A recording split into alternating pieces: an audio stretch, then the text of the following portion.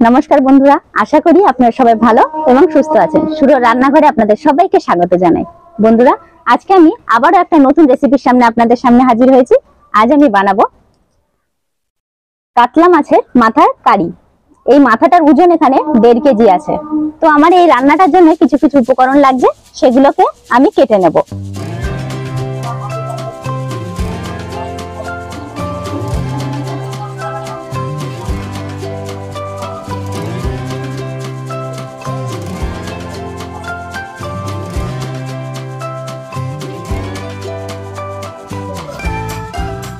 আলু কাটা হয়ে গেছে, এবারে আমি পেঁয়াজগুলোকে কেটে নিয়ে রান্না শুরু করে দেব।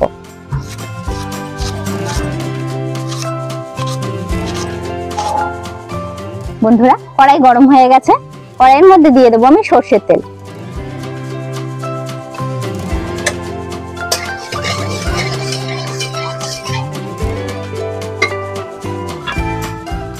এবারে আমি একে একে মাছ এবং এই আলুগুলোকে ভেজে নেব।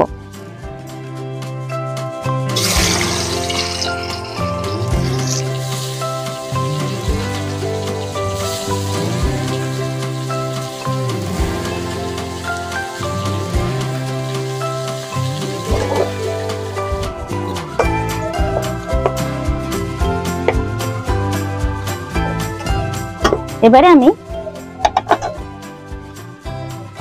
এই তেলের মধ্যে আরো সামান্য তেল দিয়ে দেব, আর দিয়ে দেব পেঁয়াজ কুচি।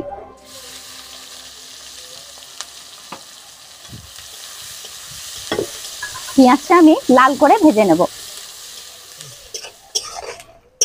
পেঁয়াজ মোটামুটি লাল হয়ে গেছে, এবার আমি এর মধ্যে দিয়ে দেব টমেটো কুচি।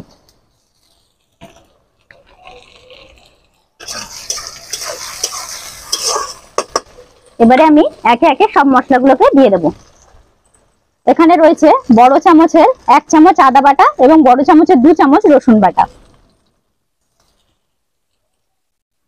দিয়ে দেব বড় চামচের 1 চামচ জিরে গুঁড়ো, 1 চামচ ধনে গুঁড়ো।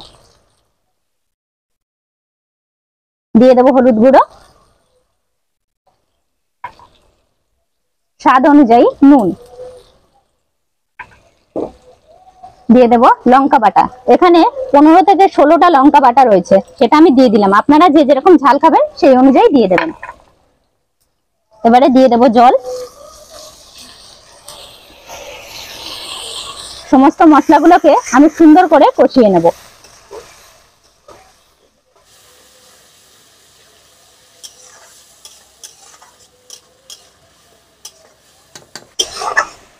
মশলাটা সুন্দরভাবে কষে এসেছে, মশলা থেকে তেলও ছেড়ে দিয়েছে।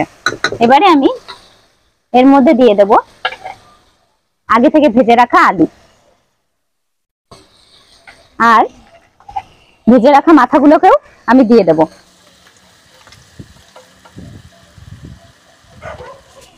মশলার সাথে আলু আর মাথাটাকে ভালোভাবে আমি কষিয়ে নেব।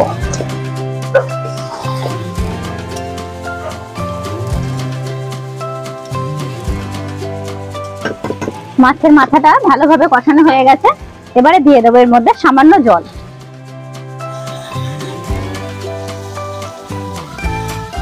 এটা কিন্তু বেশি ঝোল হবে না, গামাখা গামাখা হবে, সেই কারণে জলের পরিমাণটা আমি খুবই কম দিয়েছি।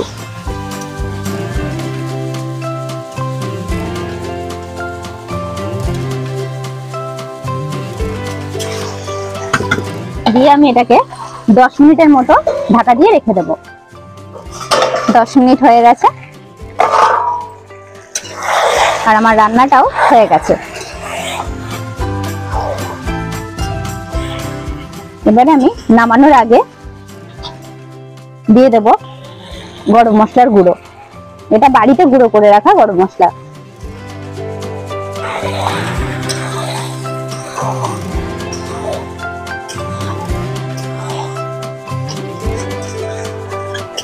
আর আমি ফোটাবো না, রান্না হয়ে গেছে, এবারে নামিয়ে নেব।